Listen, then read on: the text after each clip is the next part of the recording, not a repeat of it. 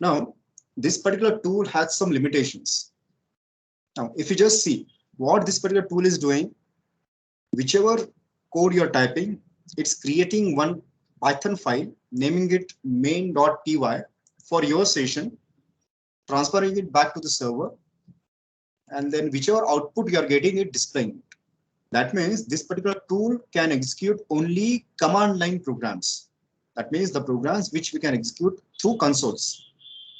So graphical user interface programs we cannot execute, or server-side scriptings in Python we cannot execute or test, or the programs which are going to provide you graphical output, for example, images, plots, we cannot test these things using this particular tool. But this tool is okay as far as to master different data types, data structures, and programming constructs available in Python. So let us understand the limitations of this particular tool. In second part, when we are going to focus on the technology, that time we'll see how to overcome these limitations. So now let us start with our first program. X is a variable, Y is another variable, Z.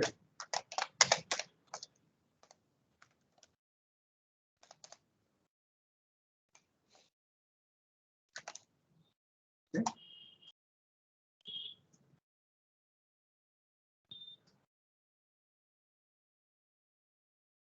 So first thing, there is no need to declare variables, as well as there is no need to provide data type for the variable. So Python understands these things on its own. Now let us now I am at a little disadvantage that I cannot monitor your progress. So what I'll be doing is, after typing a code, I'll be waiting for a few, say half a minute, and then I will move to the next one. So in between, if you have any doubts, you can ask me for any clarifications.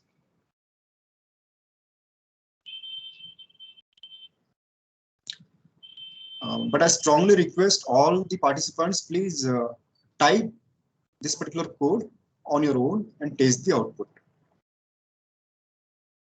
Okay. So let us now move to the next one.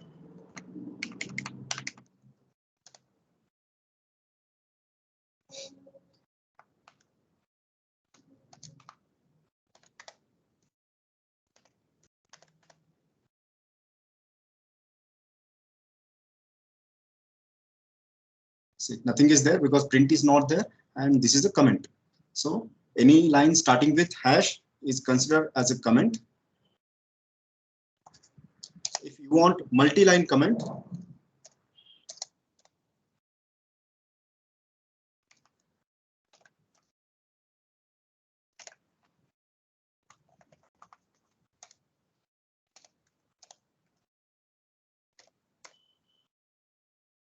so multi-line comment is provided like this. These are quotes, single quotes, 3 single quotes at the start, 3 single quotes at the end.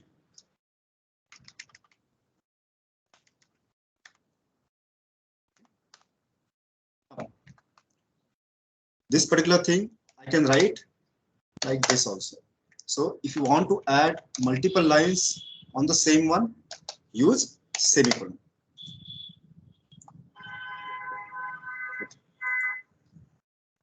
Now let us do some calculations.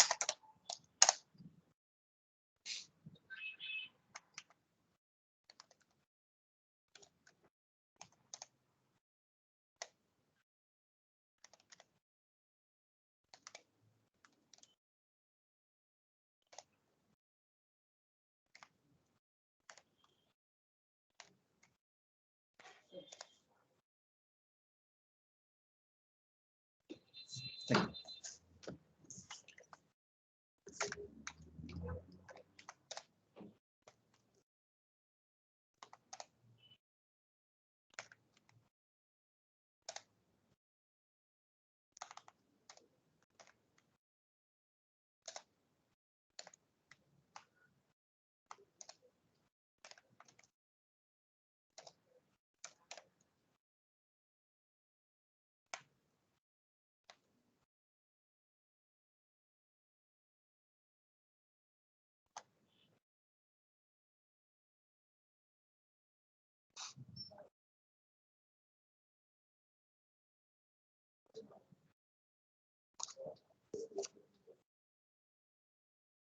So we have tried all the mathematical operators.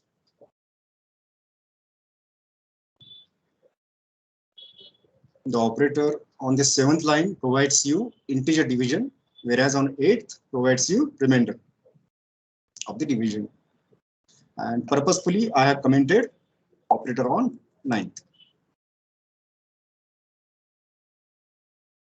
Okay. So now, this is quite simple. Now, the reason I have commented this thing is I'm not interested in the operator. This is our common power operator, which we are used in C. Now, if you just check it out, our X is 10, Y is 20. That means what we are asking is 10 raised to 20. Now, can you imagine the huge number which we'll be getting now? Because this is 10 raised to 20. Now, if you print this, okay. Now, if I change the data here, I'm making it 100 and 200 here. Now, what we are asking about, we are asking for 100 raised to 200. Now, if we just check it out, see the huge number which we are getting. You can scroll. See how big this particular number is now. And now this is the power of Python. That Python is excellent for numerical calculation. See, you cannot imagine doing this thing so easily in other programming languages like C, C++, or Java. Why? The reason is, okay, before telling you the reason, let us now check what's the data type of Z. So how to get a data type of any variable? You just print type, name of that variable. So our Z is just integer here. But now when you are talking about, say, integers in C, the maximum size of the integer depends upon how many bits we are using to store the integer. The moment our number crosses that particular boundary towards either side, that means towards the lower side or towards the higher side, roundup happens and we get wrong results. To overcome that particular thing, we need to develop our own data structure to manage integers. But that is inbuilt in Python. So Python is powerful for numerical calculations. That's why I have taken this particular specific case study. Okay. Is it okay with all of you? Yes, sir. So let us now move towards the second one. Now, what we are going to do is we'll just create different variables. Say I is equal to 10. F is equal to, say, 23.654. C is equal to A. S is equal to, you put your name here. Now, let me check their data types.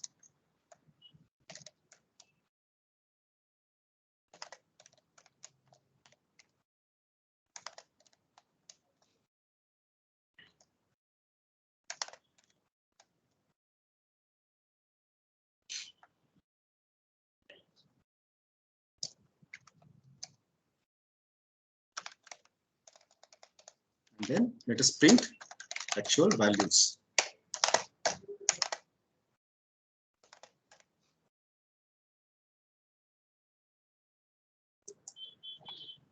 Second argument. Sir, any queries there? Is there any query? Yeah, it's type F.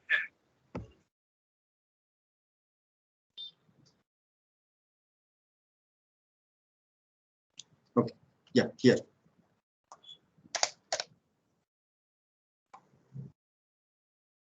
Thank you, sir.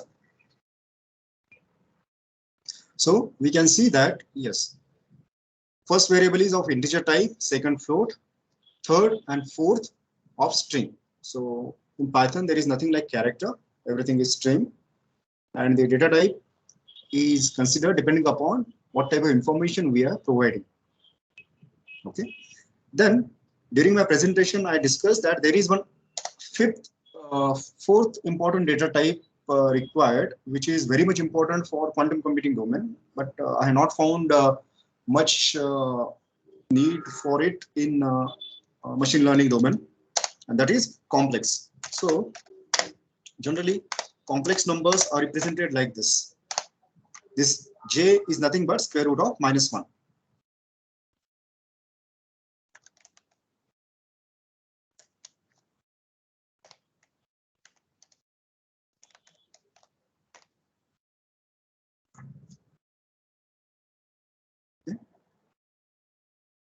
So complex number will have its entirely different mathematical notations.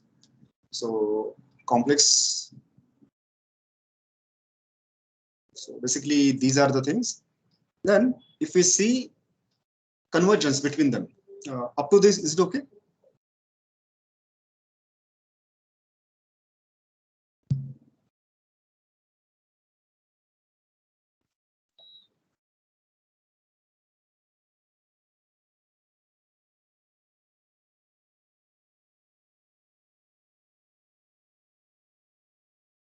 Shall we move ahead?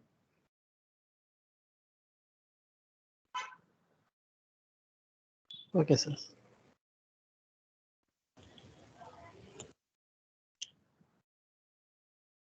Are all of you with me?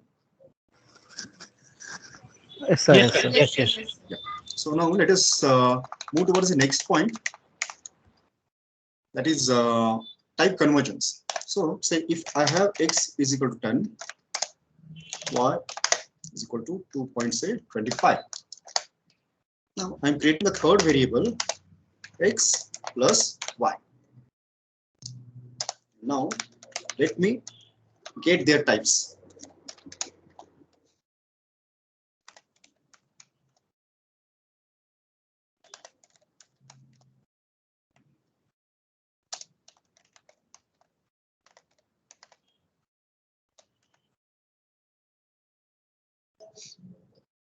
Okay. So if you just check it out, the z is automatically considered as float. Okay. So type conversion is implicit in some cases,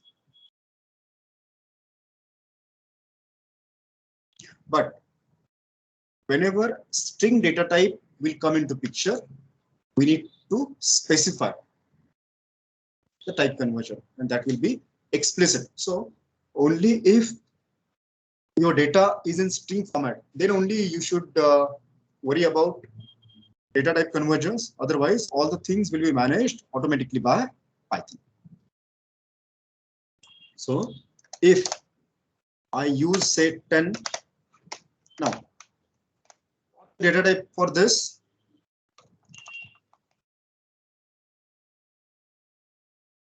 okay. So if I print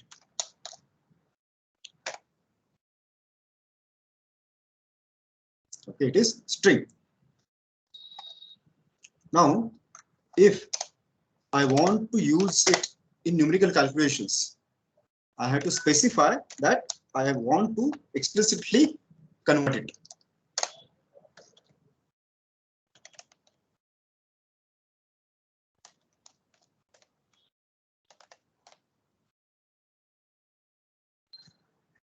Okay, so just see earlier the data was in string format, and after explicit conversion, it is now in integer format. So this is not 10, this is 1 followed by 0, and this is actual 10. Now, why this is required? The reason behind this is all inputs taken from the user are in string format. So if you are going to take input from users, you need to convert it as per your data type requirement. That means, say, if you know that you're going to ask user to input integers, then do implicit type conversion for integer. if you know that yes, you are going to ask user to input float data, then do explicit type conversion for float. Also, the data may come from data files. So that time also explicit type conversions are required. Okay. Now similarly, say if you want to now convert this thing to a string, say, I don't know what happened.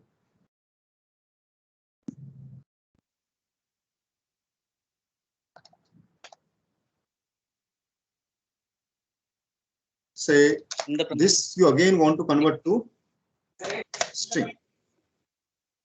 So here,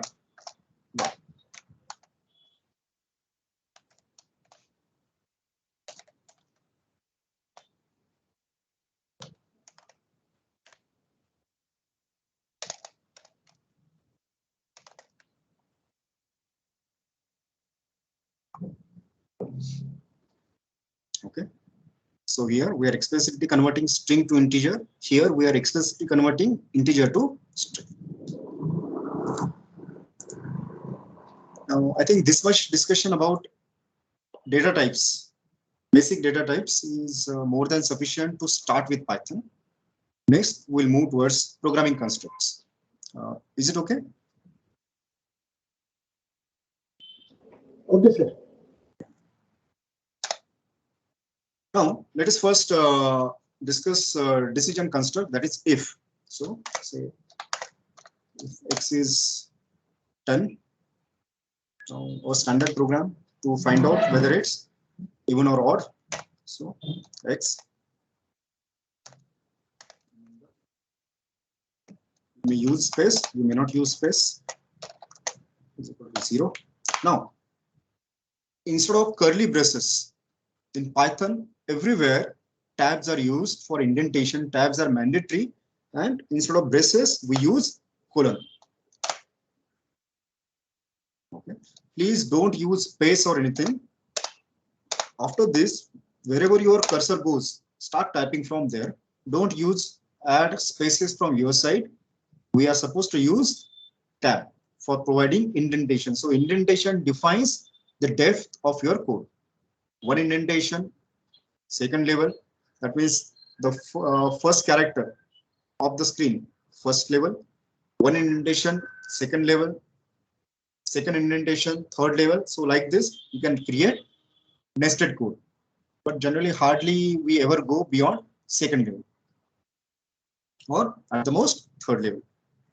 So here we write the code, print if remainder is 0, even, else print.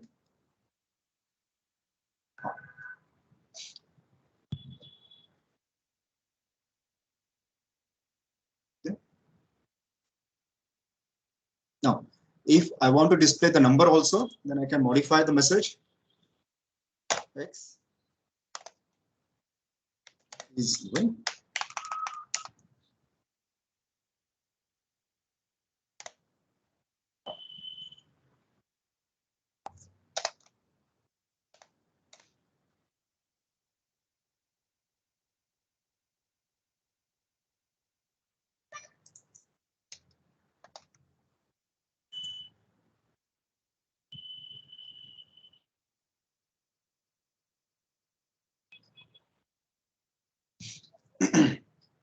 Okay. So this was iteration. This was decision. Now let us see. Shall we move ahead?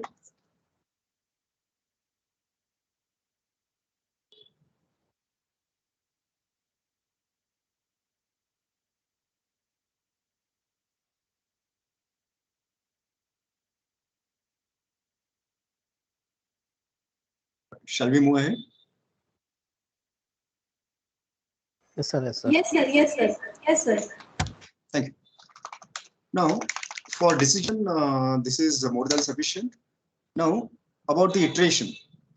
Now, what I generally feel is, let us learn only one programming construct for one purpose till you master the language. Then you can learn about the other alternatives. So iteration, let us focus on while, which is familiar, which works similar as to other imperative programming languages. So say first we require one condition of variable, initialize it, put while less than the condition, print it, then increment I. Never forget to do this, otherwise it will go in infinite loop.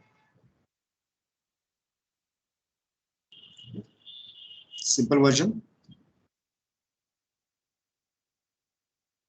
Now let us print,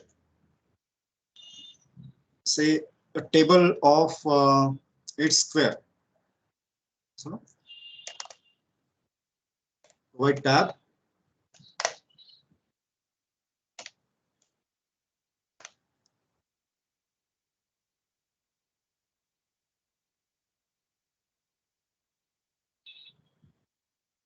then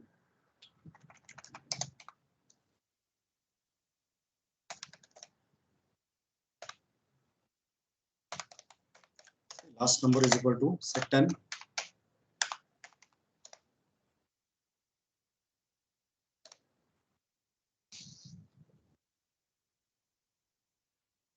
Okay. So if you just check, our last number was 10. So last number is not included for the, because definitely it's similar to our C. Now the power of Python is this, as already I discussed.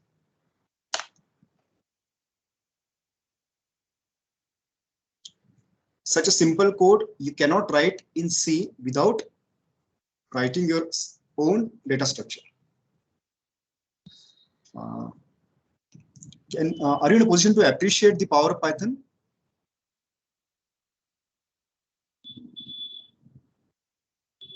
Hello? Hello? Am I with you? Yes, sir. See the power of Python. It's so simple. This only one code can tell you why it is required for scientific and engineering calculations. If say I write similar code in C, even if say I'm using a 64-bit machine, I am limited with 2 raised to 64 bits. So at somewhere I'm going to face roundup error. So this is the power of Python. Now let us see different versions of print. Just doing this. Now let us focus on this only one line. What I've done is through my experience, I have just shortlisted some key areas which we use frequently, and I'm just focusing on those things in our first session. So this code is okay, it's nothing great about the code. Now let us focus only on print, the print statement. Now this is the simplest version of print. You can just go on adding anything using columns, commas. Now print has another version.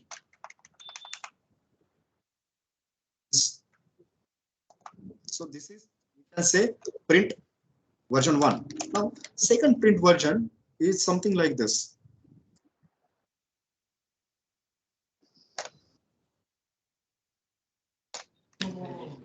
Sir, excuse me, sir. Yes, sir. Can you make the background white color, sir? Left side panel. Hello. Yes, am I audible, sir? Yes, sir. Sir, this left side panel is dark color too. We are not able to see the characters. Let me just check. Let me just check whether they. You can increase the font a little bit, Sachin. Yeah. Orange, yes, yes. Is it okay? Yeah. Is it okay, sir? Now? In the RS in the settings, you can change the right side top settings. Just check. Edit beside the project edit here. Yeah, that you can change.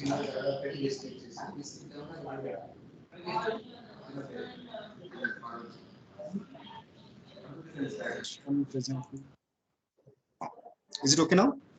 Thank you very much, sir. Thank you very much. Thank you, sir, for this feedback. Thank you, sir.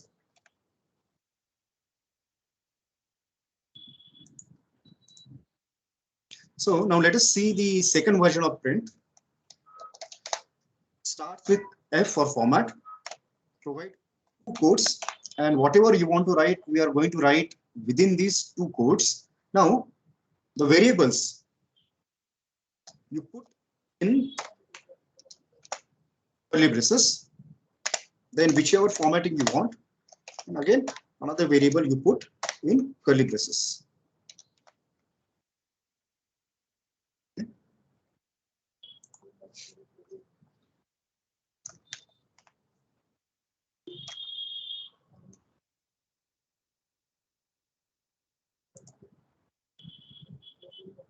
Okay. Same output, but it's a different version of print. You will appreciate the second version when you actually start solving real world problems. Then there is a third version of print.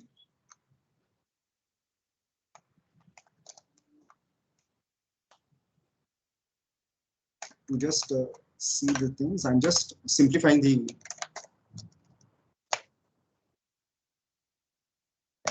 Here, everything you write in single quotes first. Okay. This is the first variable.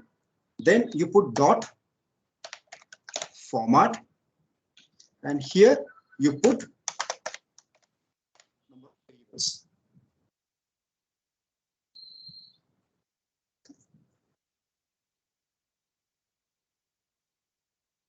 Now, what's the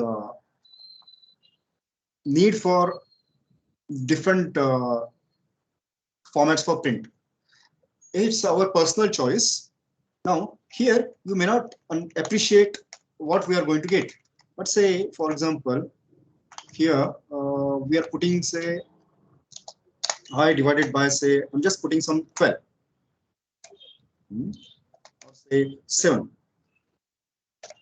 Just something I'm taking. Okay, we're getting some digits. Now, if say here we want to control how many digits should be part of the result, then I can say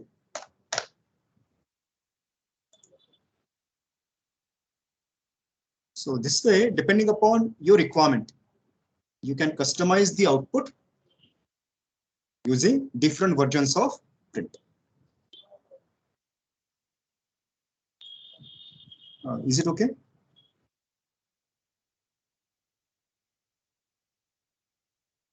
This is colon followed by dot, then how many decimal places you want.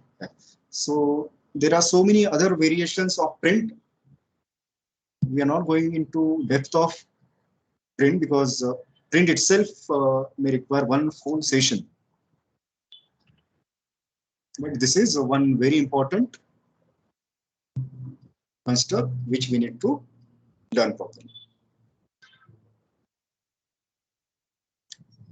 Is it okay?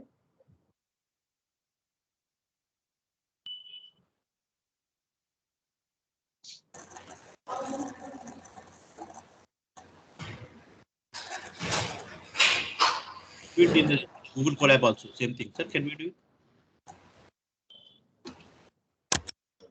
Shall we move ahead? Yes, sir. Thank you.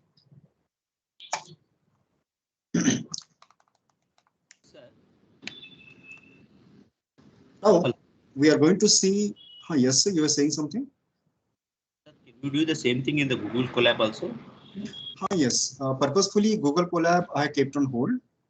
Okay, okay, sir. This tool is easily available and its speed is much better as compared to Google Colab to see the results. Yes, Google Colab speed is less and it is consuming our drive also, sir. Yes. So we'll be using those tools if required in next session. But again, preferably we try to do on other tool. Is it okay, sir? But the speed of Google Colab is faster, no? It's giving us GPU. For these doing these simple things, learning purpose, this tool For is machine learning yes. or data science, let's not use Google Colab right now. Yes.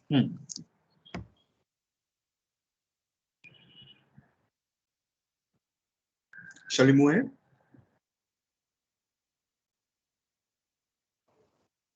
Yes, please. Now, we are going to create our first list, the data structure. So, okay.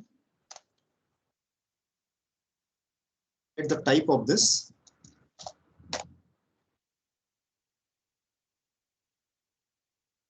It says it's a list. That is the built-in data structure in Python.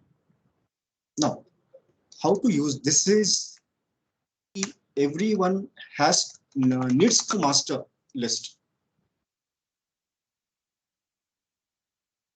because all our work, immaterial of which domain you're going to work, that is, it may be machine learning, it may be quantum computing, it may be image processing, or it can be anything else. But everything is going to revolve around list data structure as far as processing is concerned. So let's try to understand this thing first. Now we can take calculate length, that is how many elements are there in this, using alien.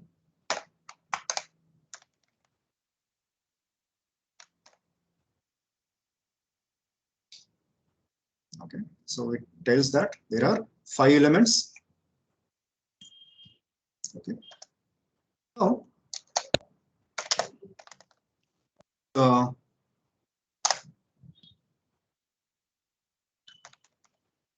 one odd on this particular list.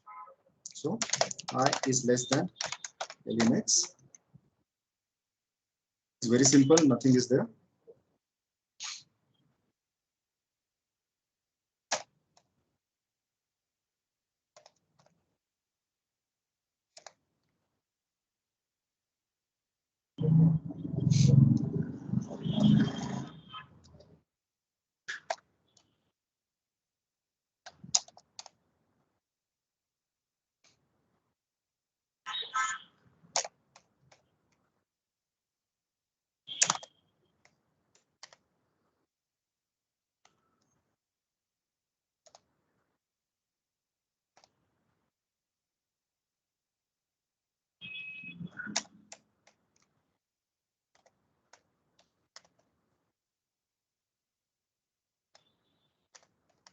Don't forget to increment the I.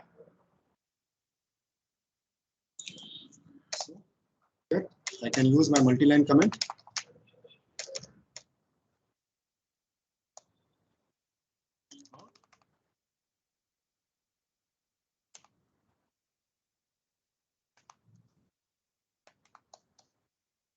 For the sake of understanding.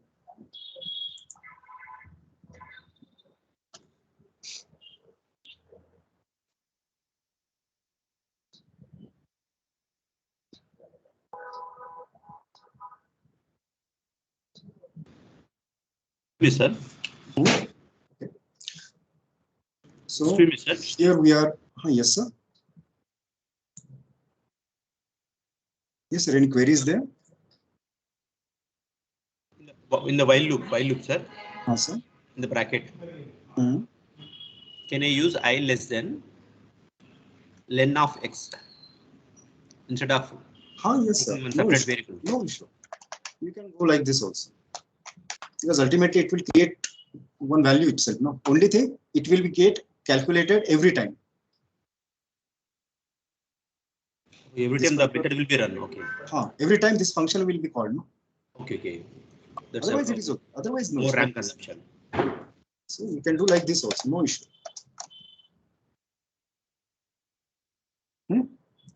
Is it okay?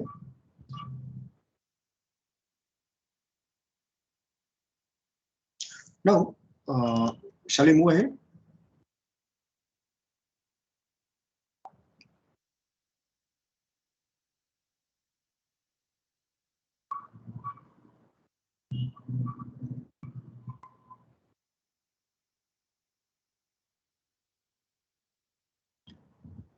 shall we move ahead? Yes, sir. Yeah, thank you. Now let us try to understand this list in detail.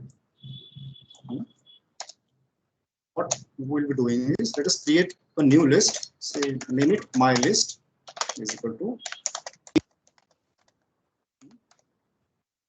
Now let us print type.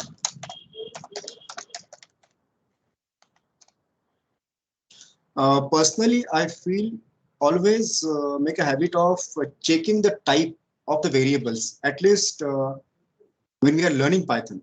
This gives us insight, because sometimes it will happen that you are using a variable which is inbuilt in Python, or sometimes a variable using a data type provided by some library.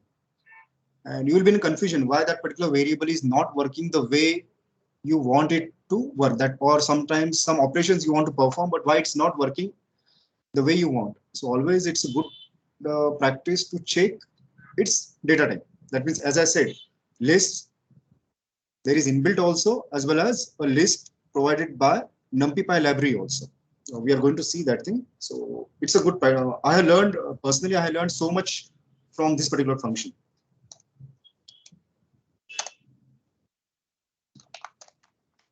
Purposefully, I am putting everything on a separate line. So let us execute this. So my list variable gives you the entire content.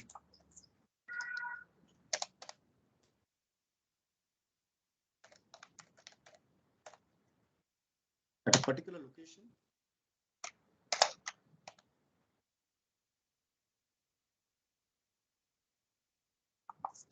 Okay. Now I am appending something to it. Say append 5. And then I will print my list.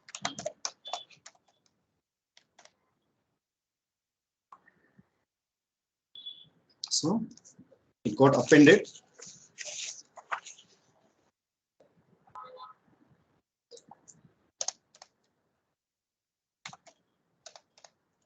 May delete a particular item. See, third item I'm deleting. Index 3.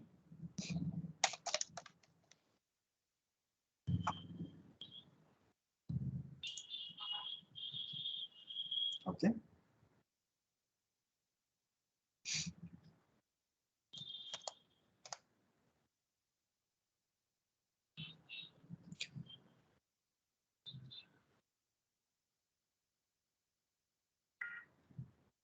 Are you with me? Yes, sir. So you can append. Whenever you are saying append, it will get added at the end. Or you can delete a specific item using its index. Now, I can insert at a specific location. At index 3, I'm inserting 300.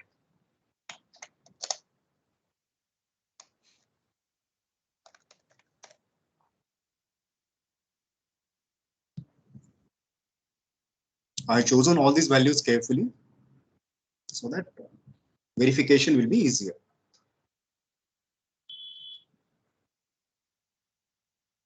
So at index 3, 300 got inserted.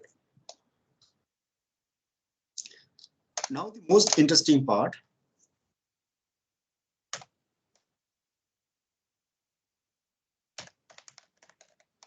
At index 1, I'm inserting 1. I'm inserting text string.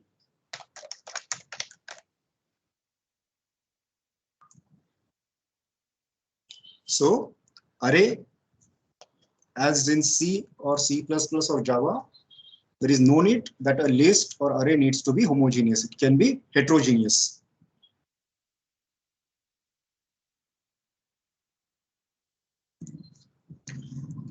Now let us print the contents of this particular list.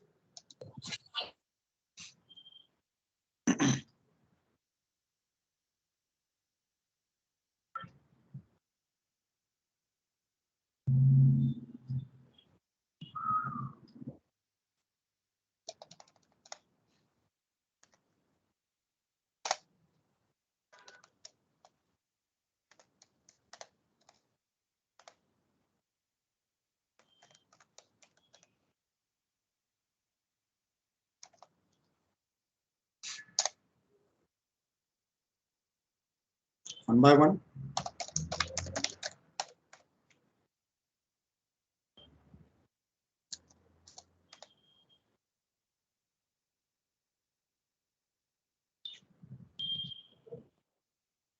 Oh, I made a mistake here.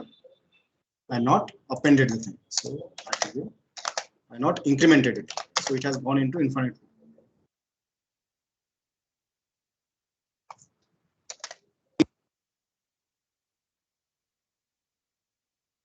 So 0, 1, 1. Now, if you want, okay, let me just wait till you reach this particular point.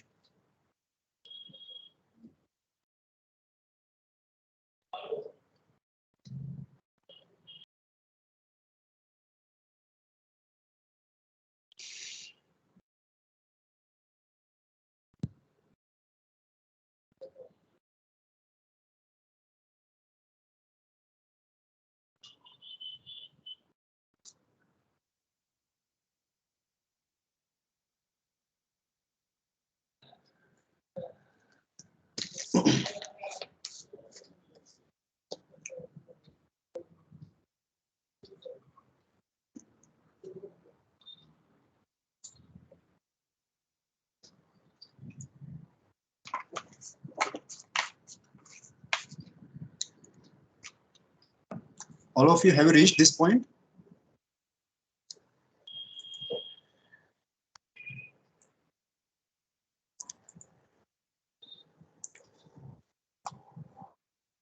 Hello? Hello? Yes. Am I audible? Yes, you are audible, sir. Have you reached this particular point? Yes, sir. Yes. Now, sometimes it becomes difficult while managing print. If, for example, now here, every time one invisible new line character is getting added after print. So you can specify print what should be the end character. So I'm saying end character is just space.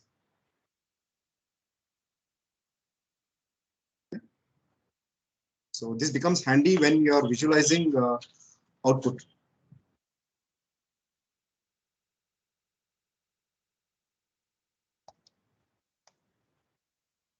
Now, similarly, you can delete the entire object. Now, for example, delete my list. And after this, if I'm going to call print my list,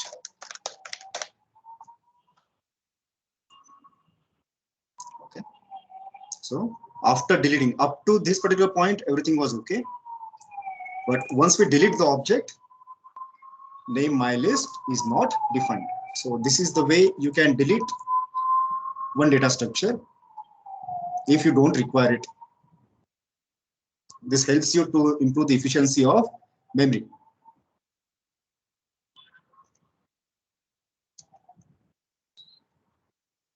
Now, let us move to now multidimensional data.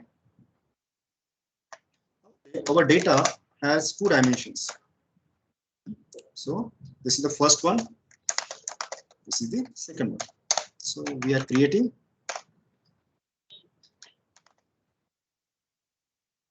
a 2D array.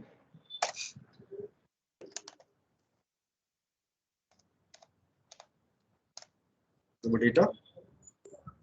Now, printing it very easy.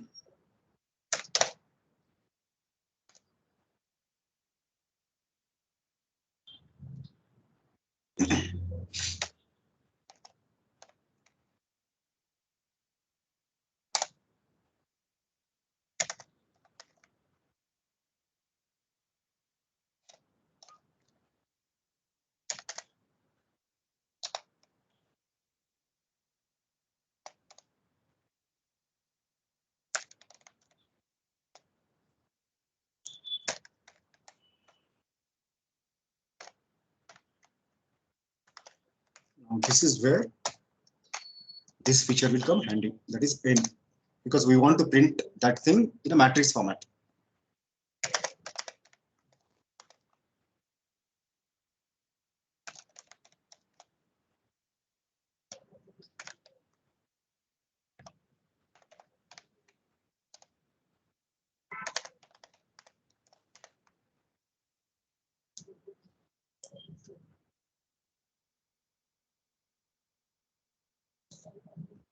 So now it's entirely up to us how we are going to manage this data.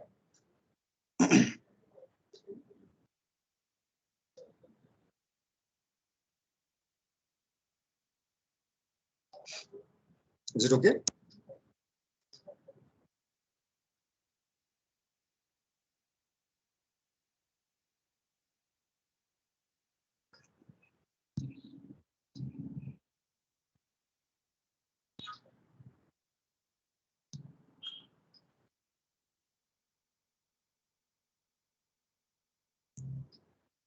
Shall we move ahead?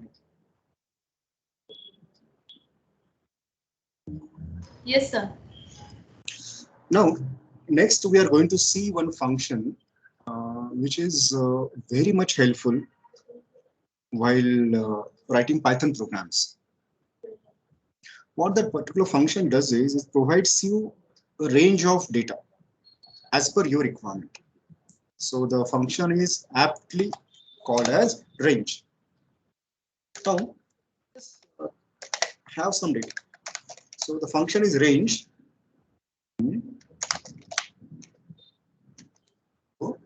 First is start number, second is last number of that particular range.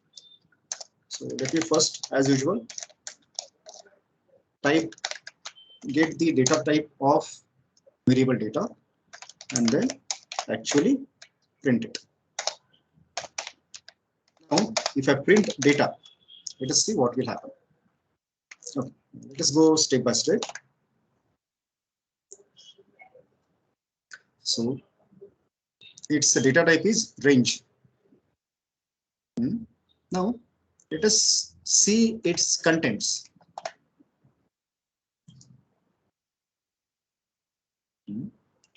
But this we cannot use for manipulation. So for manipulation, we require a list. So use it in a list fashion. So this is implicit conversion, which we are doing now.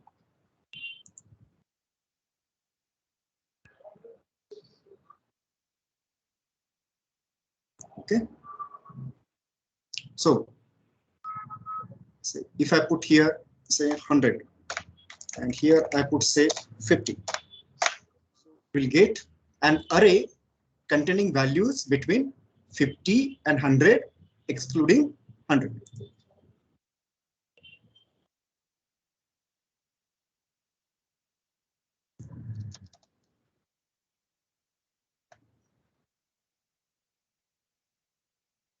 Okay. Now the beauty is step. Now, for example, here I put step 2. So we'll get a data set in step 2.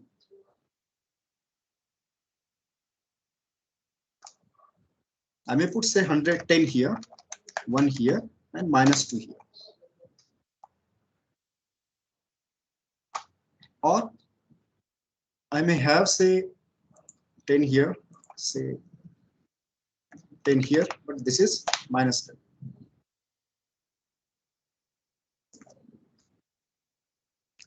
So this range function is very much helpful to create an array of values which can be used for processing or to control different iterative structures. Whenever you want to loop through a certain data, that time also this particular range function comes handy.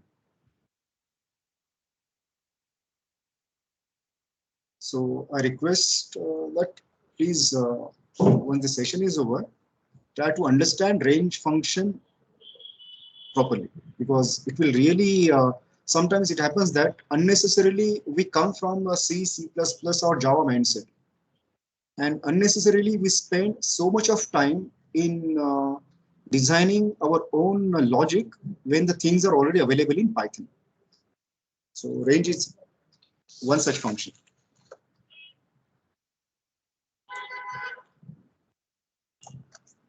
So generally, range we use in this fashion. That means immediately we convert that thing into a list.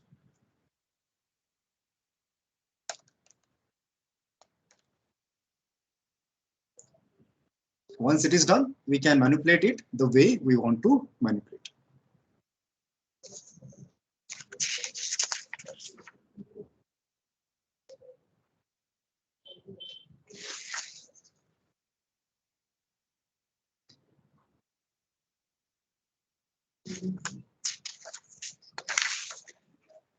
Is it okay?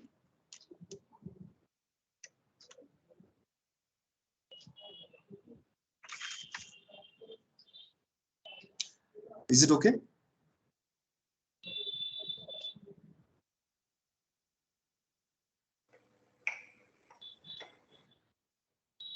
Yes, sir. So now, as I told you that there are two types of arrays or lists generally which we use. Presently, the list which we are looking at is built-in data type of Python. But when we are doing serious calculations or using it in machine learning or quantum computing or any other domains, we prefer list provided by NumPy library. So in next code snippet, let us see how that particular list looks like. So for that particular thing, we need to first import NumPy library. So for the first time, we are importing something which is not part of Python as such. So let us import NumPy as NP. That means henceforth, we are importing NumPy library, but in our code, we will be referring it as using its short format NP. We will create data.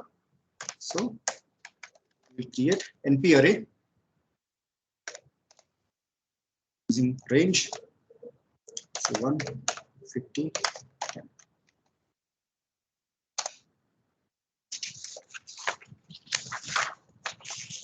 Okay. Now, as usual, let us type the data type of that variable. Then print the data itself. Then print the data. Let us go step by step.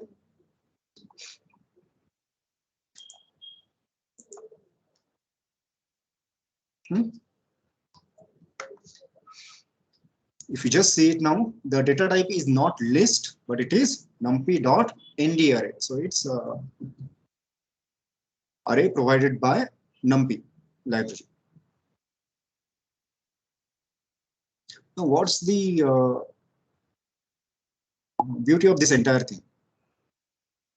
Till now, say if I have to go through the contents, I'm using while loop with one variable which helps me to iterate through the entire thing. But now this array provided by NumPy library is iterable. That means now I can identify and manipulate its item independently. And but first, let's ask all of you: are you with me up to this? Because now I'm going to introduce a new construct for. Sir, what is X-range, sir? Pardon, sir? X-range. Sorry, I'm not in a position to hear you properly, sir. What is X-range, sir? X-range. Still not getting you properly, sir. Okay, sir. Okay. Hello.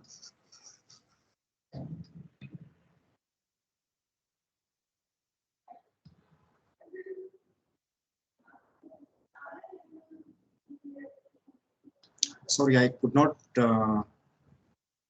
hear that comment properly. Are you with me, all of you? Shall we move ahead now?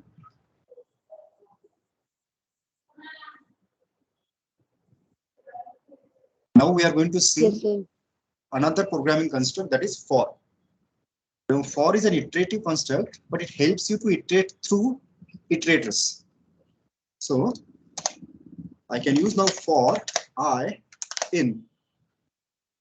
Okay, directly I can now use data. And I can say print. So our code becomes very simple now.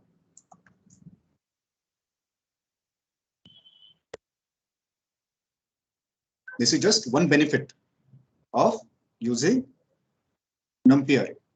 As you move along, you will understand the power of NP array in a better way.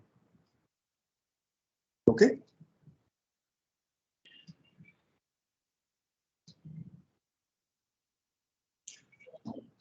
Shall we move to the second data structure, that is dictionary?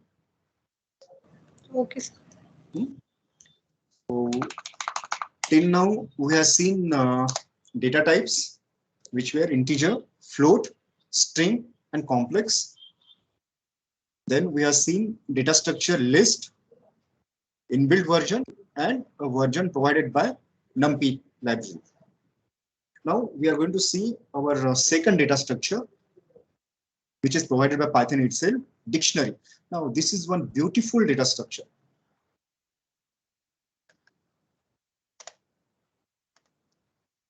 By doing this, we create one empty dictionary. And how we store data in that, that's the interesting part.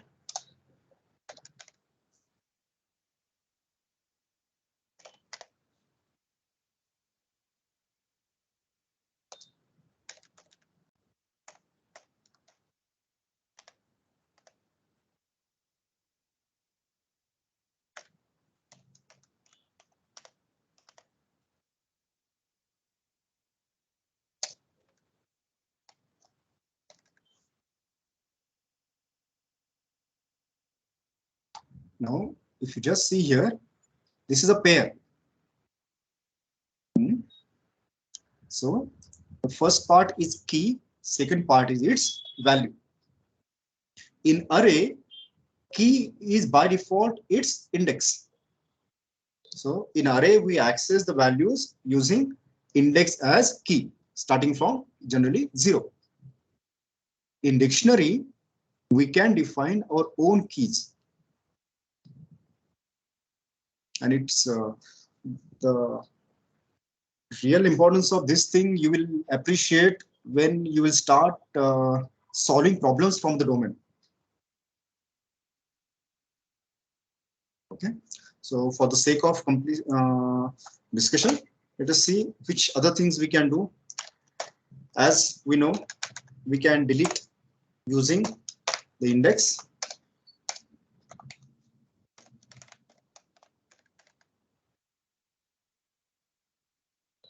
Okay.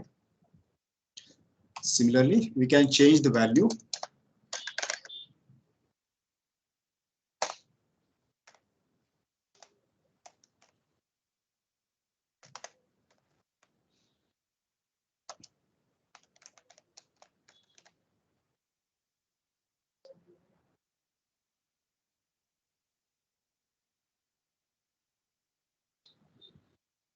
Okay. Or I can delete the entire data structure.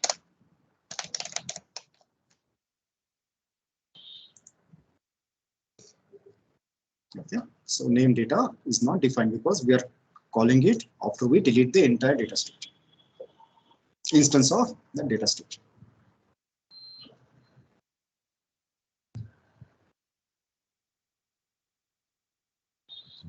Are you with me? Yes, sir. Yes, sir. Now we are going to see one beautiful part of dictionary, how helpful it is. You can store your values in pairs, which is obvious, but how you are going to create those pairs, that is domain specific. That means your key may be a parameter and the value may represent instance of that particular parameter. So it's entirely up to us. That means it is something like a record in a database, where the first part is a field name, whereas the second part is value of that particular instance of that record. Now, for the sake of, you can create your list like this also.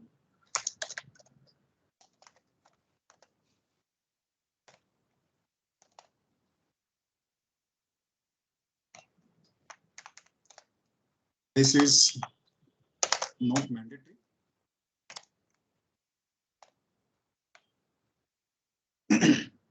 Okay. Now, let us play with this a little bit.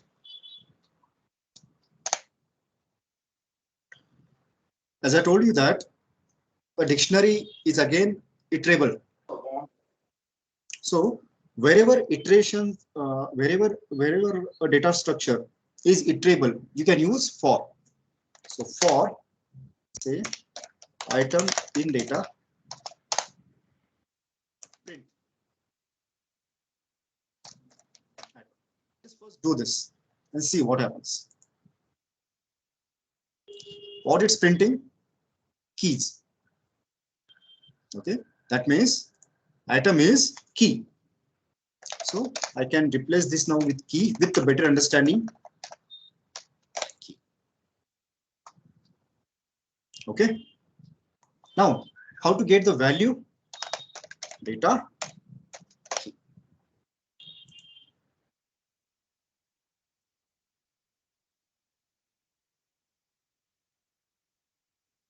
Okay. There is another way of doing this.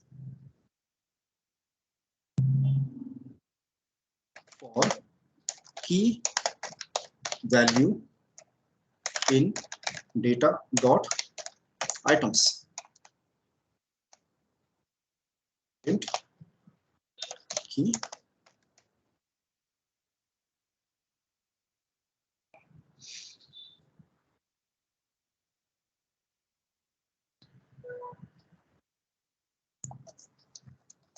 there is another way. For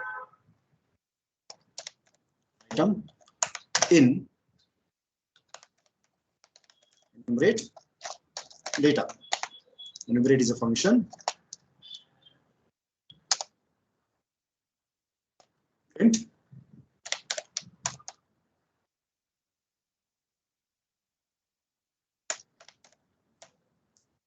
I'm just leaving. You just find out why this is a little bit odd like this. So just now we use this. Out of this format is going to be very, very important when we are going to focus on how you are going to manage your machine learning data.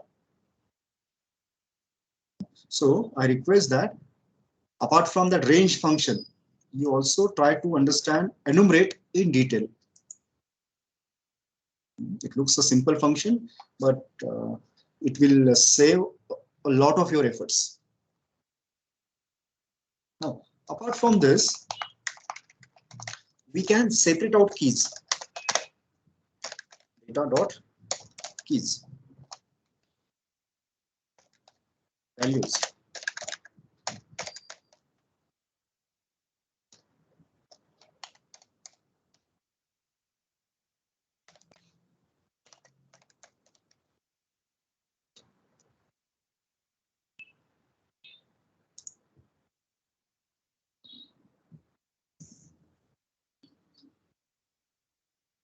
Okay.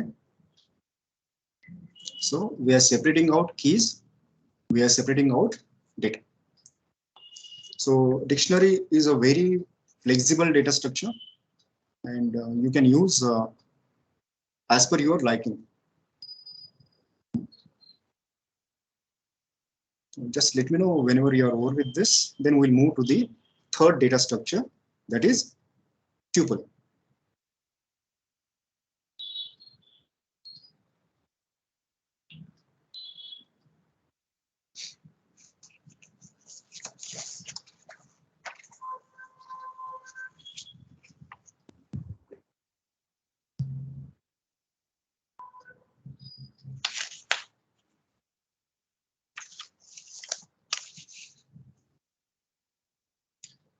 Shall we move ahead?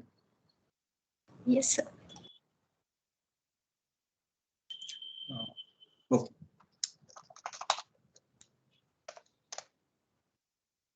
Now,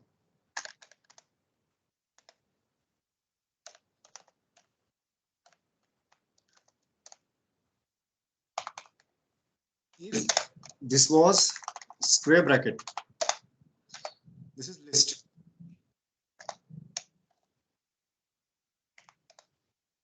If it is our normal bracket, then it's a tuple.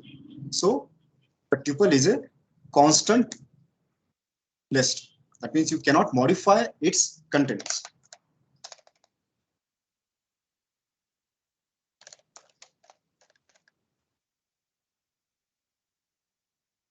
So its data type is tuple. I can print it. So I can do all the things similar to our list, but I cannot modify its contents. That is now, if I say data, say at index 1, I want to put 200. I'm getting an error message. Or I cannot delete an element. I cannot say delete data at index 0. I'm getting error message. But you can delete one entire tuple.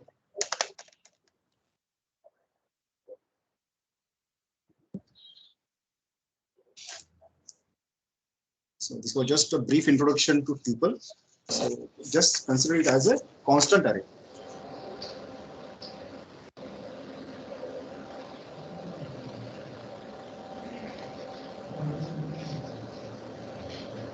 Someone's mic is on. Now, shall we move towards our fourth data structure, that is set?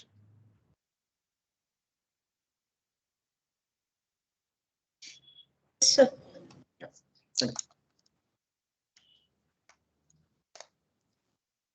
Set is like a list only again. The only thing here, duplication is not allowed, and that is obvious because it's a set. And also sequencing is also meaningless because it's a set. So order is also not important here. So let us create a set first.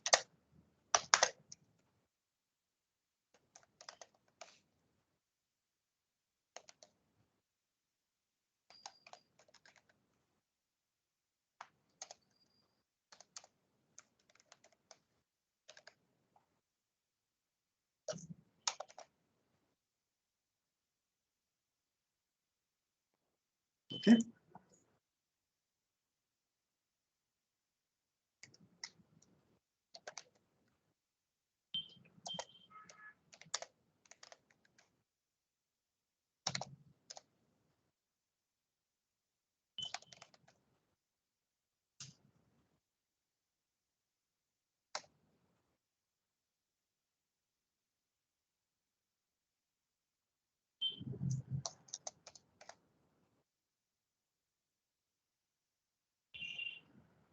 Now let us play with set.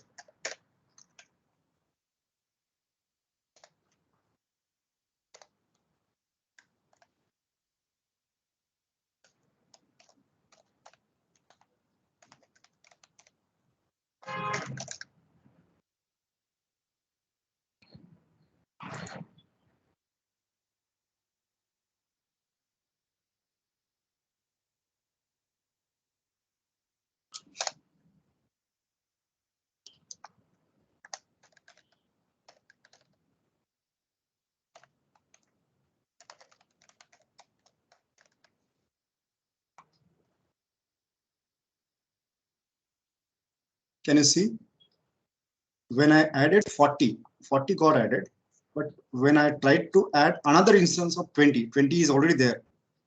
The set remains unchanged. So because it's a set.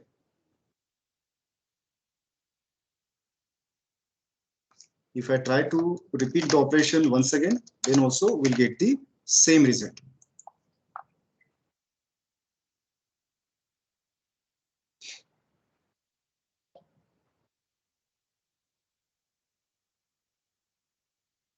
Okay. I can remove one element. Say, I want to remove, say, element set 20.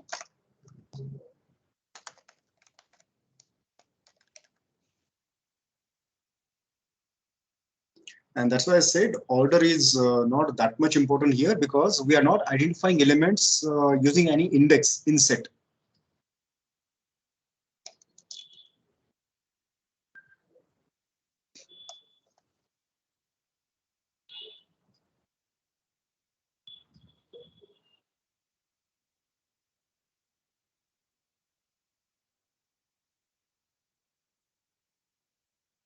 Is it okay?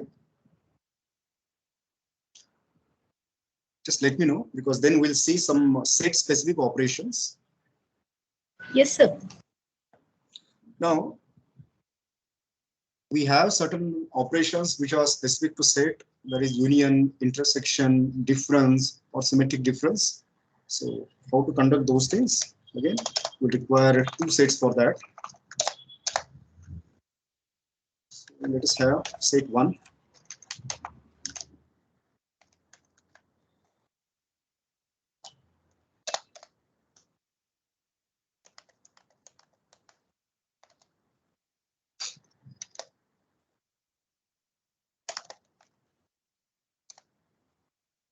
Set 2.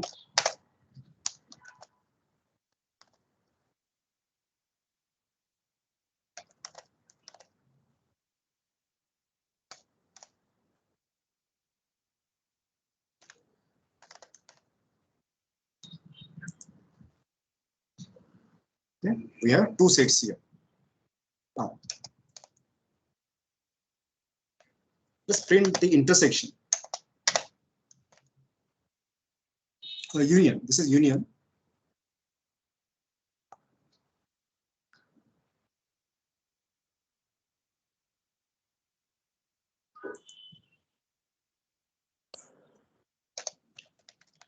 Let us print intersection.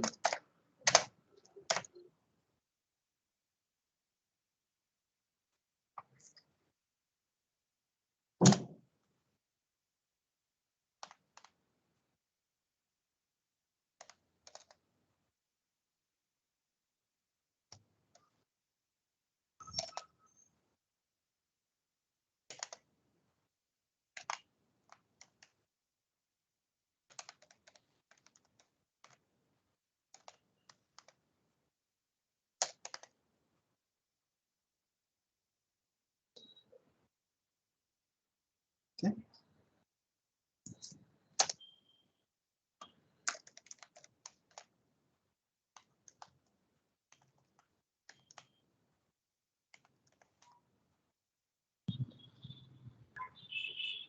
Now let us have difference.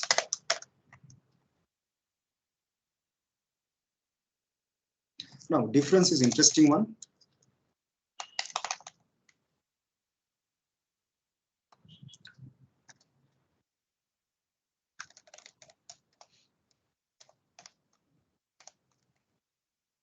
Because order is important in difference.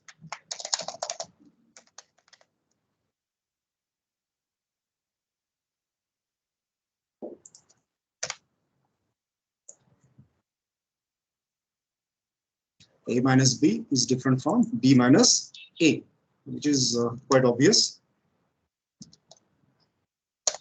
And then there is something like a symmetric difference. That is the things which are not common in both. Maybe in one set, maybe in another, but not in both.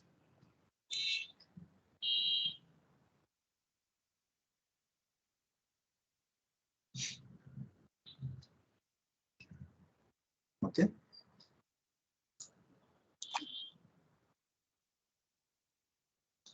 Up to this, is it okay? I hope all of you are also doing these things simultaneously. Yes, sir. Sir, is the set iteratable? We can access each element one by one. that's where you need to take help of explicit conversion into arrays. Okay. So this is With the where help with the help of n. yes. and So that's where NumPy. NumPy array comes handy. Any data which is in say tabular format or a row format, you can always convert it into NumPy array, and then you do whatever you want to do with that. Okay, sir. So NumPy array is considered to be the pivotal data structure. Let us see another example. As with dictionary or list or tuple, set also can be heterogeneous. So my set, I'm creating one set here now. This is integer, float, character,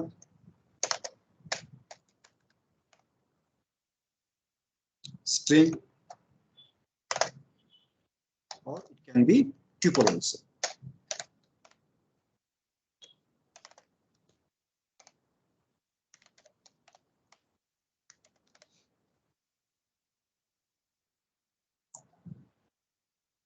Okay.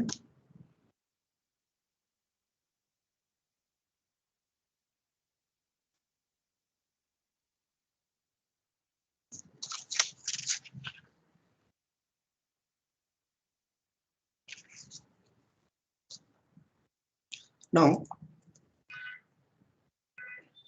let us summarize the data structures and constructs which we have seen. Data types, integer, float, string, and complex. Data types which we have seen are integer, float, string, and complex. Then data structures, we have seen list, built-in or NumPy, dictionary, tuple, and set. Then I requested you to focus on two functions. One is range, second is enumerate.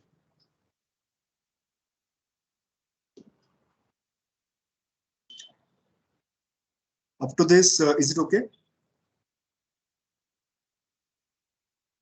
This is a subset of Python which I feel solves almost 80% of our programming needs. Now, next we are going to see how to take input from the user. So again, Python makes that job very easy. Again, when I'm saying taking inputs, I mean this is applicable for command line programs. So we can say A is equal to input is a function.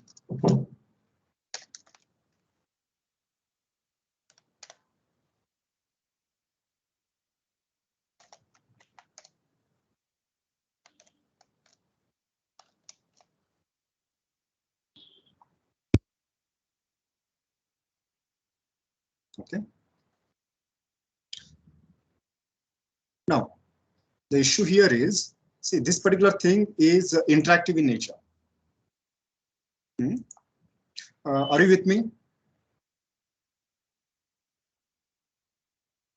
Are you with me? Yes, sir. See, this particular function, what it is going to do is, it will ask user to provide input. Now, as we are using one online tool, which is passive in nature, in a way, that interaction is not happening with us. But just imagine here in the second half when we are going to use another tool, that time you will realize you are going to get one, depending upon which platform you're using, system will ask you to provide the input. Now, the point which I want to make here is the type is always string. So whenever you are going to take input using input function, the data type will be string, and this is where you have to provide explicit conversion, which already earlier we have seen. That means if you know that you are going to get integer as input, provide int in bracket, whichever input variable you are having, or if it is float, use float, or if it is string, you can use it as it is. Now, let us use the last data type which I kept, which is generally useful if you are using Python for applications which are text centric. For example, say if you are doing somebody is doing research on say semantic analysis or NLP, so that time for them the choice of data type is always string. So let us look into that. So say I'm creating one variable. नंतर ना त्यांना विचारते तर 3 वाजता घेतात सव्वा 3ला.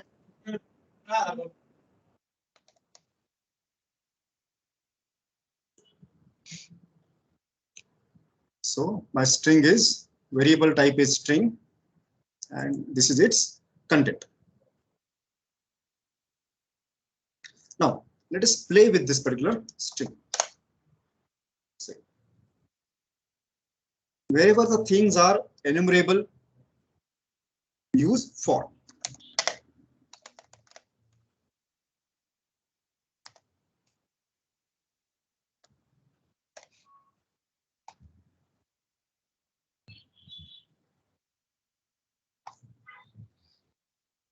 Now say if I want these things to be on the same line, what shall I do?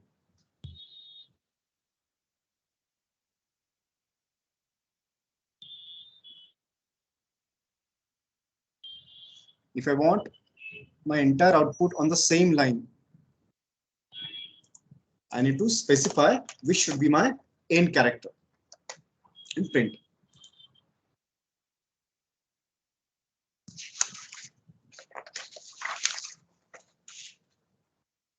Okay. Now let us play with this particular. You can even print a specific character at location 4.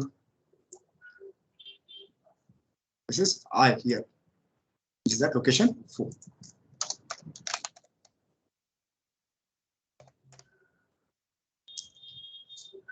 Okay. Now we just create 2 substrings. One is your name.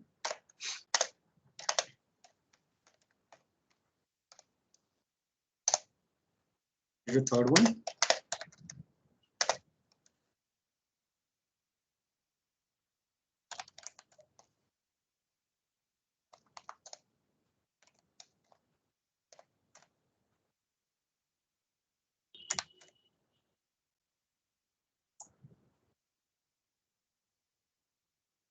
Okay.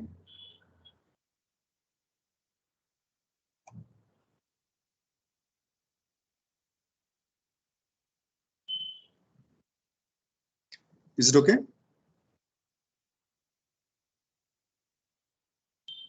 Sir. Now let us play with this particular thing. Say I have one string. Its contents are like this.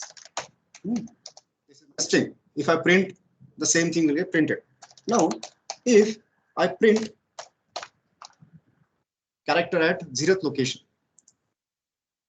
I will get yes. Now, next one, up to this it is okay. Now, what will happen if I provide negative index? See, I'm getting M. So, index starting with negative will run from right hand side. So this way you can address a string the way you want to address it. Okay. Then I can address the string section wise. Okay. Get a substring between character 2 up to 7. So 0, 1, 2, 3, 4, 5, 6, 7. So before 7 is K. So this entire thing is displayed here.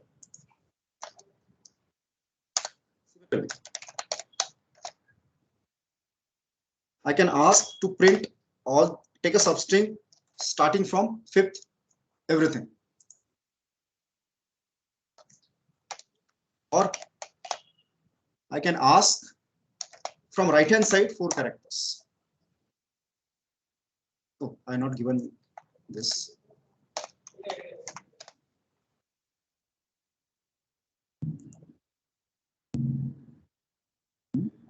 That means from right hand side 4th up to that string will be printed.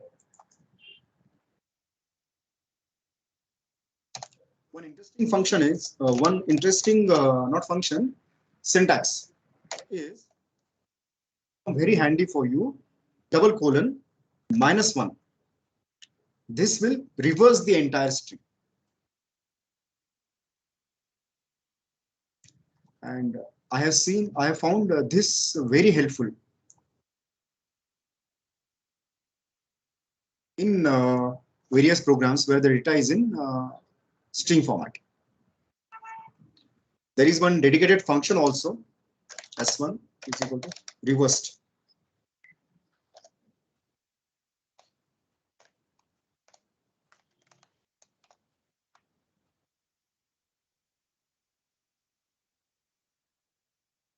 So it's an object. You have to iterate that particular thing.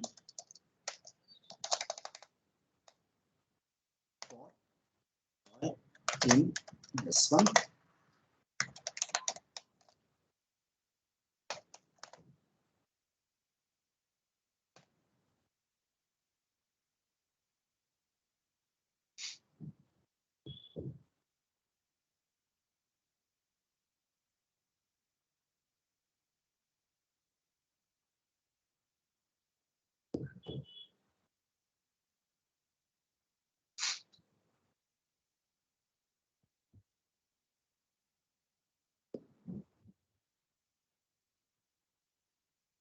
I think the server is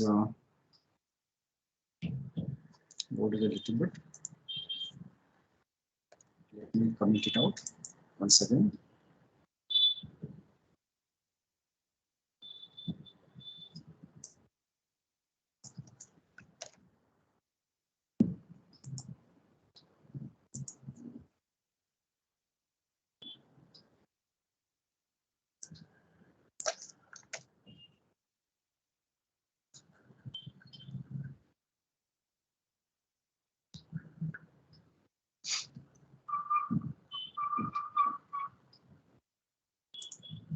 I think that server is not responding right now.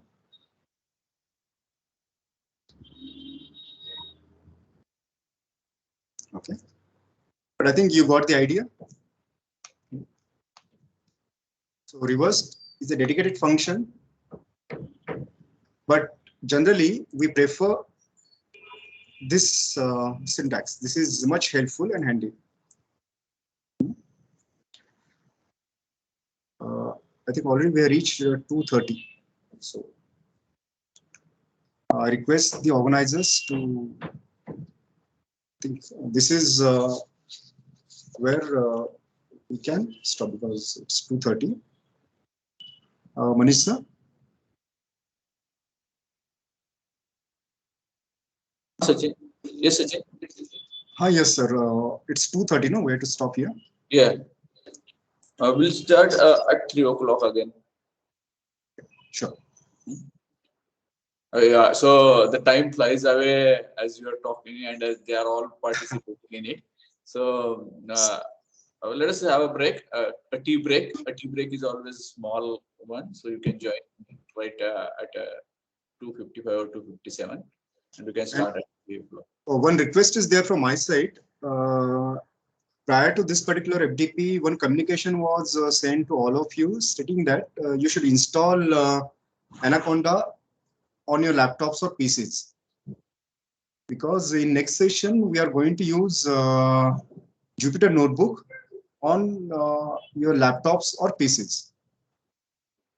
So if you're not installed it, I request you please use this half an hour to make those installations. The link was also communicated to you through email. Yeah, I have communicated with them. So Yes. I hope they must have downloaded it. Because these online tools, they are okay up to a certain level. But henceforth, we are going to use Jupyter Notebook. Okay. Thank you, sir. All right. Yeah, you can also have a break. Sir, I have. Immediately. Hello. Yes. Yeah, sir, I have tried to install the Anaconda on my system, but it was saying some library is missing. Can you tell me another solution so that I can install another tool to run that? Because Anaconda is saying some error. Is your machine is 64-bit? Because 64-bit is mandatory for Yes, Anaconda. so the operating system is 64-bit, Windows 7. So it should work. But sir, it is saying some library is missing. No, Anaconda distribution contains all the required libraries. So if your present version of Anaconda is not compatible, you just check the compatibility of your operating system on their website. Okay, sir. Yeah, install the one which is compatible with your operating system, Windows 7 and whichever service pack or something might be there. Okay, sir. Mhm. Okay. Can you suggest any other thing, because the RAM is 4 GB only? Yeah, 4 GB is more than sufficient for Anaconda. No Oh. issue. No issue. Thank you so much, sir. Thank you all.